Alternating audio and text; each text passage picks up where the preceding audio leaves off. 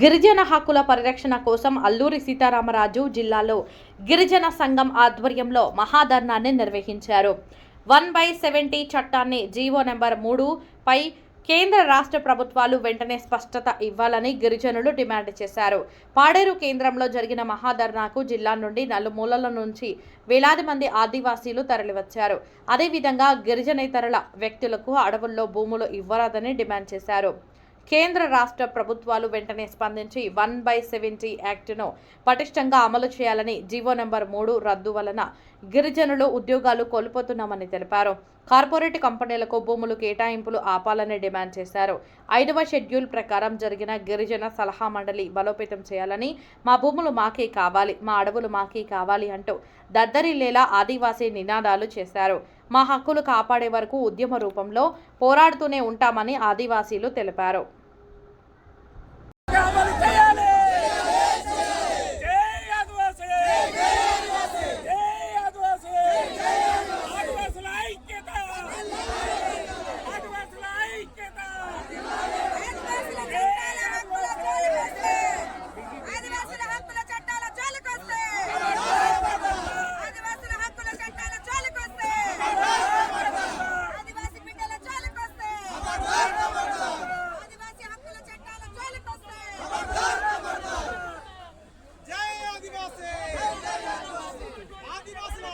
కాబట్టి పూర్తి జిల్లా యంత్రాంగం ట్రైబల్ రైట్స్ ని అప్హోల్డ్ చేయడానికి మాత్రమే ఉన్నాము.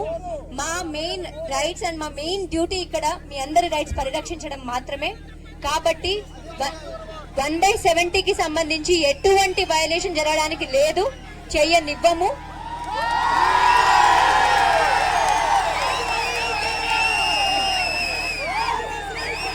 మనకి రకరకాల అన్ఎంప్లాయ్మెంట్ లో మనకి ల్యాండ్ మాత్రమే ఇంపార్టెంట్ కాబట్టి గిరిజనులకి ల్యాండ్ దూరం అయ్యే అవకాశం లేకుండా చూసుకుంటాము. ఇంప్లీడ్ చేసినప్పుడు సమగ్ర నివేదిక, మనకి ఎలాంటి కండిషన్స్ ఉన్నాయి, ఎంప్లాయ్మెంట్ ఎందుకు లేదు, ల్యాండ్ మనకి ఎంత ఇంపార్టెంట్, నిరక్షరాస్యత వలన మనం ల్యాండ్ ట్రాన్స్ఫర్ కానీ కోల్పోతే ఎన్ని ఇల్లీగల్ రిజిస్ట్రేషన్ జరగగలుగుతాయి, ఇవన్నీ కూడా మేము రాస్తాము. మీరు దానిలో అటువంటి భయపడాల్సిన అవసరం లేదు. ఇంప్లీడ్ అవుతామండి, ఇంప్లీడ్ కి పంపిస్తాము, ఖచ్చితంగా రిపోర్ట్ పంపిస్తాము. We will see the respondent. మనం రెస్పాండెంట్స్ లో లేకపోయినా కూడా ఇంప్లీడ్ అవుతాము, దానిలో భయం ఏం లేదు. మూడోది, ఆల్రెడీ మధ్య వలస అండ్ వీటి గురించి మనం క్లియర్ గా చెప్పాము. మన ఆదివాసులకి తెలియకుండా, వాళ్ళకి అవగాహన లేకుండా సర్వేలు జరగలేదు కూడా లాస్ట్ 2 months. బాక్సైట్ కి సంబంధించి కూడా గతంలో ఇష్యూ వచ్చింది అని చెప్పేసి చాలా క్లియర్ గా చెప్పాము. లాస్ట్ 4 years లో లైసెన్స్ కొత్తది ఇవ్వలేదు, అయిపోయిన లైసెన్స్ కూడా రెన్యూ చేయలేదు. ఎవరో పేరు లేని ఏజెన్సీని వచ్చి చేస్తే ఖచ్చితంగా వాళ్ళ మీద పోలీస్ యాక్షన్ తీసుకుంటాము. సో దానికి కూడా భయపడాల్సిన అవసరం లేదు. కొత్త డిఎస్సి నోటిఫికేషన్, మాకు కూడా చాలా విలేజెస్ కి వెళ్ళినప్పుడు బిఎడ్ కంప్లీట్ చేసిన పిల్లలు, టెట్ పాస్ అయిన పిల్లలు ఎంప్లాయ్మెంట్ లేకపోవడం వల్ల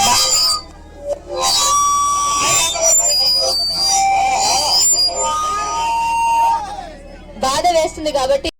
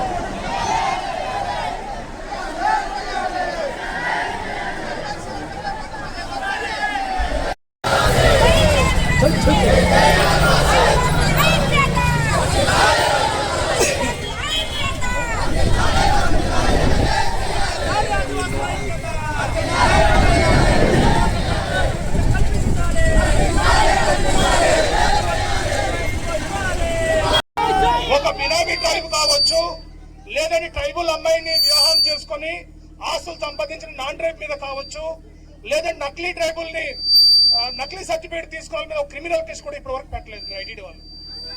మీరందరూ కూడా రాజకీయ నాయకుల్లాగా మంచి ఆందిస్తున్నారు మీరు ఇక్కడ. But that's not executive good will. మీరు ఇప్పటి వరకు ఐటీడీలో అటువంటి చర్య తీసుకోలేదు. మీరు ఏం చేస్తారు స్పష్టంగా చెప్పండి. ఒక పాయింట్. రెండోది మన ఐటీడీ నుండి సుప్రీంకోర్టులో 117 రక్షించండి, ఇది గిరిజనులు గుండె చెవికి వినిపించింది, ఎల్టీఆర్ కేసు నమోదు చేసి జైలుకు పంపాలి. కానీ ఇప్పుడు వరకు ఆ రకం లేదు. ఎగ్జాంపుల్ ఉక్కుంపేట కొండమ్మని ఒక ఆవిడ ఉంది, 8 షాపులు ఉన్నాయి. ఒక ఆవిడకి ఒకటి కాదు 72 సెంట్లు ఉంది.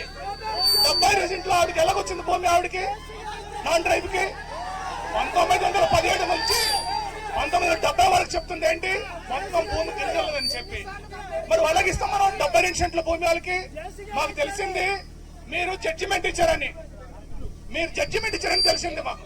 మీరు జడ్జిమెంట్ అంటే వెనక్కి తీసుకోండి, లేకపోతే బిల్డింగ్ కూల్ చేస్తాం, వెళ్ళి దయచేస్తారంటే అర్థం చేసుకోండి. మీరు చట్టాన్ని అమలు చేసే పద్ధతిలో చట్టాన్ని అమలు చేయడానికి గిరిజనులకి చాలా సహనం ఉంది, ఓపిక ఉంది. ఓపికని మేము భరిస్తున్నాం, ఎందుకంటే మేము చట్టాన్ని గౌరవిస్తున్నాం కాబట్టి. చట్టం కానీ మీరు ఉల్లంఘిస్తే అరకులమే 10 బిల్డింగ్లు కూల్చే మాకు కొత్త ఏం కాదు.